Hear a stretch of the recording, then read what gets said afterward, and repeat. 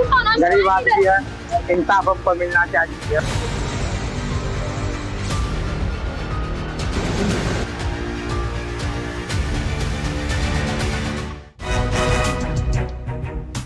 तो आज नमस्ते इंडिया की शुरुआत दिल्ली में ताबड़तोड़ क्राइम की खबरों के साथ हम करने जा रहे हैं। देखिए, दिल्ली में 4 घटनाओं की तस्वीरें हम आपको दिखाएंगे। सफदरजंग में किस तरह से फंदे से लटका मिला एक जज का शव, क्या कुछ दिल्ली एनसीआर में देखने को मिला है। अब आपको ये भी बताएंगे त्रिलोकपुरी में चाकू गोद कर की गई एक व्यक्ति की हत्या। इसके अलावा दिल्ली के सराय रोहिल्ला इलाके में डबल मर्डर से फैली सनसनी। वहीं लाडो सराय इलाका जो दिल्ली का इलाका है, वहां पर 3 दोस्तों पर चाकुओं से जानलेवा हमला हुआ, जिसमें से एक युवक की जान चली गई है। तो एक के बाद एक यहां पर कई खबरें सामने आई हैं, कई वारदातें दिल्ली एनसीआर में सामने आई। और सबसे बड़ी खबर से हम शुरुआत करने जा रहे हैं। दिल्ली के सफदरजंग से बड़ी खबर सामने आई। सफदरजंग के एक घर में एक जज का शव मिला है। घर के बाथरूम में मिला है जज का शव। दुपट्टे के फंदे से उनका शव लटकता हुआ पाया गया। दिल्ली के ग्रीन पार्क इलाके में कड़कड़डूमा में पोस्टेड थे ये जज और उन्होंने अपनी जान दे दी है। बाथरूम में जाकर पत्नी के दुपट्टे से लटक कर खुदकुशी इन्होंने कर ली है। अब इस मामले में सफदरजंग एन्क्लेव थाना जो है उसमें केस दर्ज किया गया है। पोस्टमार्टम कराकर शव को परिवार को भी सौंप दिया गया है। लेकिन एक जज की सुसाइड पर कई सवाल यहाँ पर खड़े हो रहे हैं कि आखिर ऐसी क्या स्थिति यहाँ पर पैदा हुई कि उन्हें अपनी जान देनी पड़ी। वो जज जो दूसरों के लिए फैसले करता है, आखिर उसने अपने लिए इतने बड़ा कठिन फैसला कैसे ले लिया। ज्यादा जानकारी दे रहे हैं हमारे सहयोगी राकेश सोनी। यहाँ पर ही की एक जो सूचना है दिल्ली पुलिस को मिलती है, ये ग्रीन पार्क स्टेशन का U4A है और इसके फर्स्ट फ्लोर पर एक खुदकुशी की जो कॉल है वो दिल्ली पुलिस को मिलती है।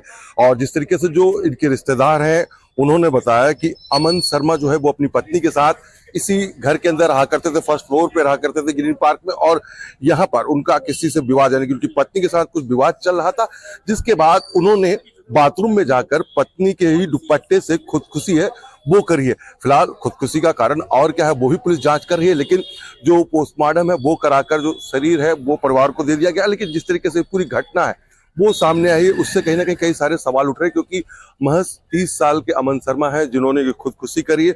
और बताया जा रहा है कड़कड़डूमा में वो पोस्टेड थे, जो जज थे और जज के पद पे थे। साथ ही उनकी पत्नी है वो भी जुडिशियल से ही जुड़ी हुई है।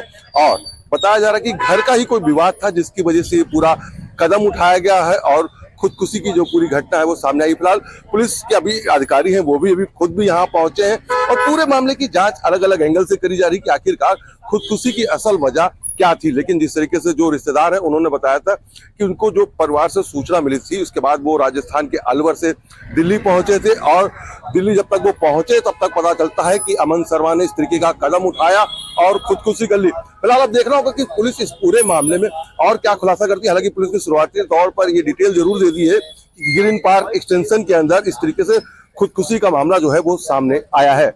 दिल्ली से राकेश सोनी, NDTV इंडिया। तो जज अमन कुमार शर्मा की जान जाने के बाद से उनके पूरे इलाके में सनसनी फैल गई। अब उनके रिश्तेदार का यहाँ पर बयान सामने आया है। बड़ी बात उनके रिश्तेदार यहाँ पर कहते हुए नजर आ रहे हैं। उनका ये कहना है कि पत्नी से अमन शर्मा की यहाँ पर अनबन चल रही थी। ये जो रिश्तेदार हैं इनके परिवार के, जज अमन कुमार शर्मा के जो खुदकुशी का मामला है उसको लेकर वो ये कह रहे हैं कि पत्नी से अनबन चल रही थी।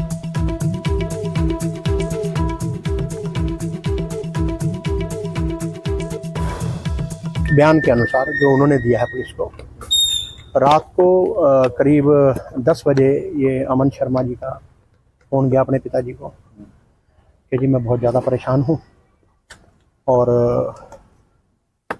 मेरा तो जीना मुश्किल हो गया है। तो उन्होंने उसको ढाढ़स बंधाया और बेटा ऐसा क्या हो गया, कोई बात नहीं मैं आता हूँ। वो रात को 10 बजे ही वहाँ से अलवर से चले और लगभग 12 बजे यहाँ पहुँचे। तो पता लगा कि भी उनकी पत्नी से उनका कुछ वो चल रहा है। वो बोले मुझे 2 महीने से बहुत हरास कर रखा है। तो यहाँ पर रिश्तेदार को भी सुना आपने, वो यहाँ पर सीधे तौर पर कह रहे हैं कि पत्नी के साथ रिश्ते ठीक नहीं चल रहे थे। कुछ वक्त से तनावपूर्ण स्थिति दोनों के रिश्तों में बनी हुई थी और इसी के चलते माना ये जा रहा है, उनका ये अंदाजा है कि शायद इसी के चलते जो जज अमन कुमार शर्मा थे उन्होंने अपनी जान दे दी। हमारे सहयोगी अनुष्का शर्मा हमारे साथ, अनुष्का गर्ग हमारे साथ इस वक्त जुड़ गई हैं। अनुष्का, क्या कुछ डिटेल्स आपको मिले हैं इस वक्त, क्योंकि रिश्तेदार यहाँ पर ये बात कह रहे हैं कि कहीं ना कहीं पत्नी के साथ रिश्ते खराब चल रहे थे, शादी में तनाव था। बिल्कुल अदिति, जिस तरीके से देखा जा सकता है ये जो पूरा मामला है वो ग्रीन पार्क का है। अमन शर्मा जो कि जज है, कड़कड़डुमा कोर्ट में पोस्टेड थे, वहां पर से उन्होंने सिविल और क्रिमिनल केसेस में उनकी जो पूरी हियरिंग्स थी वो चला करती थी। उन्होंने तनाव में आकर के इस तरीके का कदम उठाया।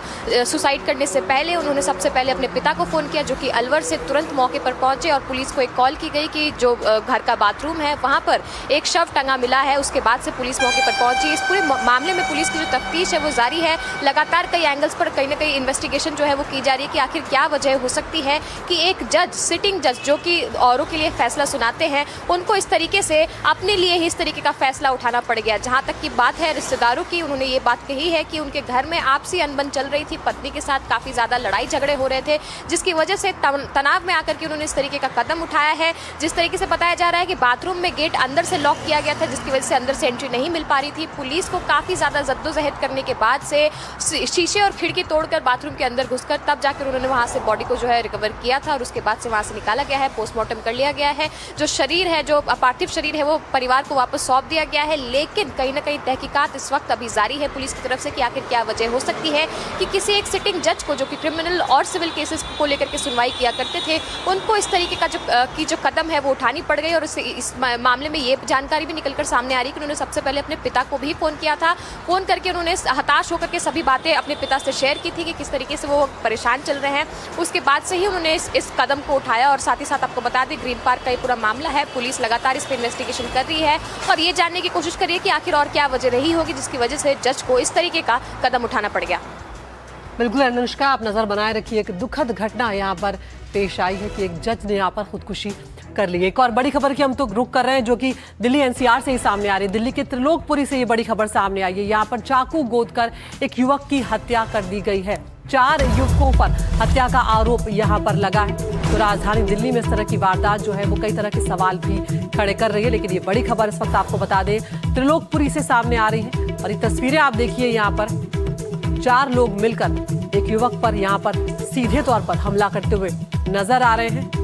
4 युवकों पर हत्याओं का आरोप यहाँ पर लगा हुआ है। तो तस्वीरों के जरिए भी आप यहाँ पर देख सकते हैं कि सीधे तौर पर यहाँ पर हमला करते हुए नजर आ रहे हैं और ये पहचाने भी जा सकते हैं जिस तरह का सीसीटीवी फुटेज यहाँ पर नजर आ रहा है। लेकिन ये तस्वीरें विचलित करने वाली हैं कि एक व्यक्ति को घेर कर यहाँ पर 4 लोग इस तरह से उस पर चाकुओं से हमला करते हुए नजर आ रहे हैं। क्या कुछ है, एक डिटेल रिपोर्ट आपको यहाँ पर दिखाने जा रहे हैं। राजधानी दिल्ली में एक बार फिर दिल दहलाने वाली वारदात सामने आई। पूर्वी दिल्ली के त्रिलोकपुरी इलाके में 4 युवकों ने मिलकर एक युवक की चाकू गोदकर हत्या कर दी, जिसका वीडियो भी सामने आया। दिल्ली में अपराधियों के हौसले इस कदर बुलंद कि आए दिन सरेआम हत्या की घटना सामने आती रही। ऐसा ही कुछ पूर्वी दिल्ली के त्रिलोकपुरी इलाके में देखने को मिला, जहाँ 4 युवकों ने मिलकर एक युवक की चाकू गोदकर हत्या कर दी। युवक लगातार लोगों से मदद की गुहार लगाता रहा, लेकिन कोई भी मदद के लिए सामने नहीं आया। 30 अप्रैल की रात करीब 10 बजे की इस घटना में चाकू से हमले के बाद गंभीर रूप से घायल युवक को पहले स्थानीय अस्पताल और बाद में एम्स ट्रॉमा सेंटर रेफर किया गया, जहां इलाज के दौरान उसकी मौत हो गई। दिल्ली पुलिस ने अपने आधिकारिक बयान में युवक अयान की हत्या करने वाले 2 आरोपियों की पहचान की पुष्टि की।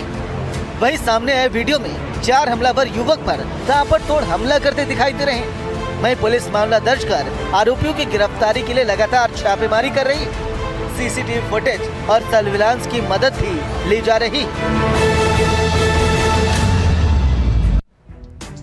और यहाँ पर एक और खबर जो आई वो दिल्ली के सराय रोहिल्ला से सामने आई। यहाँ पर डबल मर्डर हुआ है। तो आप देखिए राजधानी में जिस तरह की खबरें सामने आ रही हैं वो कानून व्यवस्था पर भी अब सवाल उठाती हुई नजर आएंगी कि आखिर अपराधियों में कानून का खौफ क्यों नहीं नजर आ रहा। सराय रोहिल्ला में क्या कुछ हुआ है, यहाँ पर जीजा और साले की चाकू मारकर हत्या कर दी गई है। रेलवे ट्रैक के पास दोनों के शव बरामद किए गए हैं। इतना ही नहीं, यहाँ पर एक तीसरा शख्स भी है, उस पर भी हमला हुआ है जिसकी हालत गंभीर बनी हुई है। उसको अस्पताल में भर्ती कराया गया है, लेकिन फिलहाल अब तक यहाँ पर जो हमलावर हैं उनको लेकर सुराग नहीं मिल पाया है।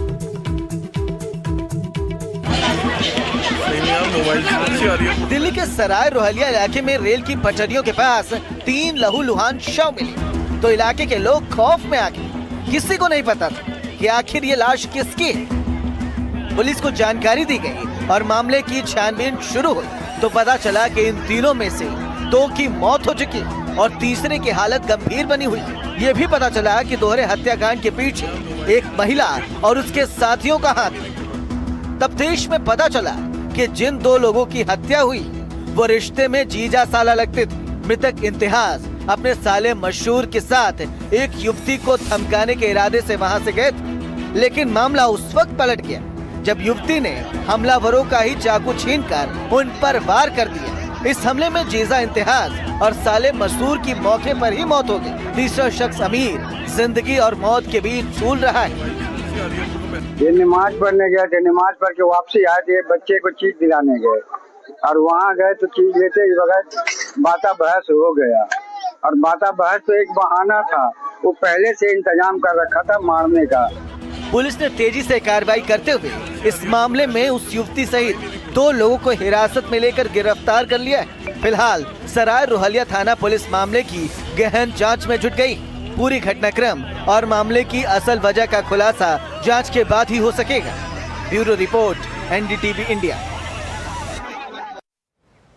तो ये सिलसिला यहाँ पर थमा नहीं है। अब दिल्ली के लाडो सराय से बड़ी खबर सामने आई। यहाँ पर भी हमला किया गया, 3 दोस्तों पर यहाँ पर चाकुओं से हमला किया गया है और स्थिति यहाँ पर इतनी खराब थी कि एक की मौत हो चुकी है और एक की हालत नाजुक बनी हुई है। आपको बता दें कि पेट्रोल भरवाने के लिए गए हुए थे और उस दौरान ये हमला हुआ है। क्या ये पूरा मामला था, क्या कुछ ऐसी बहस हुई, लेकिन आरोप फिलहाल ये लग रहा है कि 10 से 15 लोग थे जिन्होंने इन 3 दोस्तों पर अटैक किया है और इस हमले में एक की मौत हो गई है और 2 की हालत नाजुक है।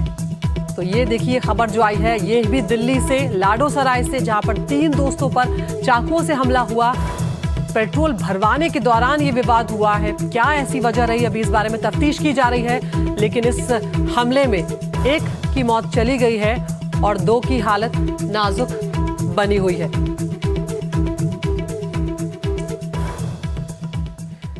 तो यहाँ पर जो आरोप लगा है वो 10 से 15 लोगों पर ये हमले करने का आरोप लगा हुआ है। क्या कुछ डिटेल्स इस वक्त मिल रहे हैं, ये जानने के लिए हम सीधा रुख करेंगे। हमारी सहयोगी अनुष्का गर्ग इस खबर पर नजर बनाए हुए हैं। अनुष्का, लाडो सराय का ये मामला है, क्या कुछ अपडेट इस वक्त मिल रहा है, क्योंकि एक की जान यहाँ पर चली गई है और पेट्रोल भरवाने के दौरान क्या कुछ विवाद हुआ, क्या बात हुई?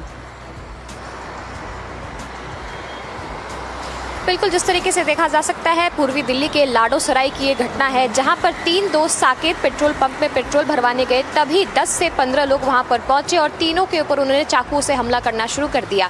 एक व्यक्ति जिसकी मौत हुई है उसको 20 चाकू के जो निशान है उसके शरीर पर पाए गए थे, उनकी मौके पर ही मौत हो गई और साथ ही साथ उनके साथ जो और 2 दोस्त थे उनकी हालत काफ़ी ज़्यादा गंभीर बनी हुई है। फिलहाल दोनों का जो इलाज है वो सफदरजंग अस्पताल में चल रहा है और लगातार पुलिस इस मामले को लेकर के तफ्तीश कर रही है कि आखिर क्या वजह रही होगी कि 10 से 15 लोगों ने मिलकर इस तरीके से 3 लोगों के ऊपर हमला किया। बात एक ये भी ध्यान देने वाली है कि वहां पर और भी बहुत सारे लोग मौजूद थे जिनमें से कोई भी मदद करने के लिए सामने नहीं आया। किसी ने भी वहां पर आकर उन तीनों का जो बचाव है वो नहीं किया और साथ ही साथ कहीं ना कहीं तफ्तीश में ये एंगल भी निकलकर सामने आ रहा है कि तीनों के बीच में जिस तरीके से जो 3 दोस्त थे उनकी आपसी लड़ाई थी, जिसकी वजह से लोगों ने उनको पेट्रोल पंप के पास घेरा और उसके बाद चाकुओं से इस तरीके से जो हमला है वो किया। एक व्यक्ति जिसकी घटना पर मौत हो गई, उनके शरीर पर 20 चाकुओं के जो निशान है वो पाए गए हैं, जबकि बाकी जो 2 है उनके एक के शरीर पर 12 चाकू के निशान तो एक के शरीर पर 15 चाकू के जो निशान है वो पाए गए हैं। फिलहाल जो 2 गंभीर दोस्त थे उनकी अस्पताल में कहीं ना कहीं इलाज जो है वो किया जा रहा है और बाकी की जो तफ्तीश है पुलिस की तरफ से की जा रही है कि आखिर क्या कारण रहा होगा जिसकी वजह से 10 से 15 लोगों ने मिलकर इस तरीके से प्लान करके 3 दोस्तों के ऊपर इस तरीके से दर्दनाक तरीके से हमला किया। बिल्कुल अनुष्का, आप बने रहिए हमारे साथ। तो यहाँ पर अब हम आगे बढ़ रहे हैं और दिल्ली से बात करेंगे। अब हम गुरुग्राम की, हरियाणा के गुरुग्राम में दिल दहला देने वाली एक वारदात यहाँ पर सामने आई है। एक पति ने पत्नी और 4 बच्चों को जहर दे दिया। इलाज के दौरान पत्नी और 4 बच्चों की जान चली गई है। जहर देने के बाद इस शख्स ने खुद भी अपनी जान देने की कोशिश की है। गुरुग्राम के वजीरपुर गांव की एक घटना बताई जा रही है। आरोपी का नाम नाजिम बताया जा रहा है, जिसका फिलहाल सिविल अस्पताल में इलाज चल रहा है। मुरादाबाद का रहने वाला नाजिम, जिसने अपनी पत्नी और 4 बच्चों को जहर दे दिया और उन सभी की जान इसमें चली गई है। फिलहाल गुरुग्राम पुलिस इस मामले की जांच कर रही है कि आखिर ऐसी क्या वजह रही कि उसने पूरे परिवार को खत्म करने की कोशिश की है।